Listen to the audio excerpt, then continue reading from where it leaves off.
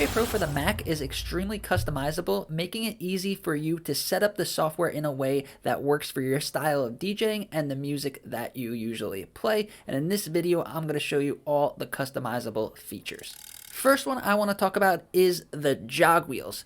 So right now we have these little tiny jog wheels that are really small and not really easy to use. Now if we go up here, this is called our tools. If we press that, then we get a bigger view of our jog wheels and we get more features that I'm going to talk about later. There's another way to customize these awesome jog wheels. So if we bring our mouse up and we go to view and then we go down here, it's a little bit confusing because it doesn't say jog wheels, it just says rotary. Now right now we have jog, so those are the jog wheels. Or we could switch it to vinyl, and it's these emulated vinyl discs, and we also can move the arm to scrub through the song. Or you could do none. If you're used to software where that isn't very jog wheel heavy like Tractor, then you could do no jog wheels, but I like to have the jog wheels, so we're gonna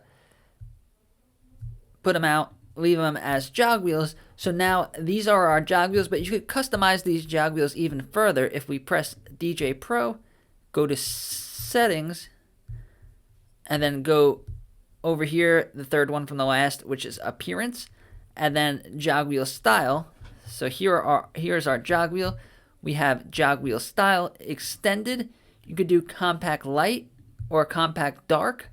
I like extended because the bigger the surface area, the easier it is for you to scratch. But if you're in like a very bright environment or a very dark environment, you might want to switch between these light and dark ones to make it easier for you to see.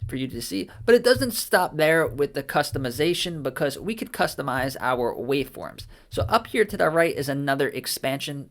So the app was able to fit so many great features by having these expansions. So if you need them open, you can have them open, or if you don't want them confusing you or having too much stuff going on, you could get rid of them.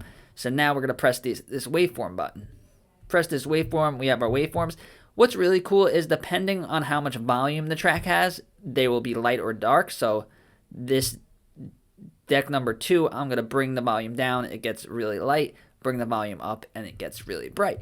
But if you don't like the waveforms up here like that, we could go back to view, then go to waveforms, and now they're at the top. We could put them in the center. Pretty cool in the center. Or we could put them at the bottom, and then also we could take it a step further by making them vertical.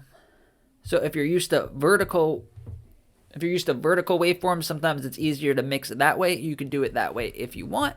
For me, I like them horizontal, and I like to keep them in the middle. I find it easier to pay attention to what's going on with them in the middle and our jog wheels over here. Now, if we get rid of this toolbox, they get bigger. So they get bigger, and then we lose some features here. So now I want to talk about these features that we get with this toolbox. So this is no toolbox. So right now we have a mixer section, volume, filter, jog wheel, BPM, and obviously our features down here, play and loops and our cue. But if you want to have more features at the same time, you could press this. We just get a smaller view of our waveforms, but then we get 3 boxes over here. So over here, we could set our cue points. We could set loops, auto loops, manual loops, whatever you want, or effects. So now we can control the effects, the EQs, and the jog wheel, and all of that. But there are these expansions over here. So let me just put this in for a second. Let's start with the left. So over here, we could get our cue points. And then the way to change these expansions is going to be in the middle here. So a hidden drop-down menu, pitch, cue, slice, skip is over there. Or we could do our loops like that, and we could even edit our beat grid.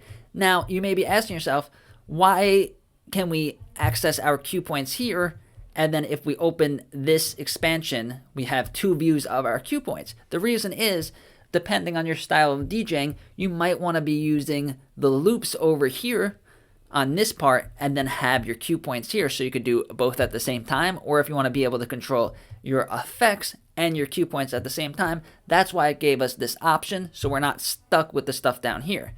So that is our loops. Let's put it back.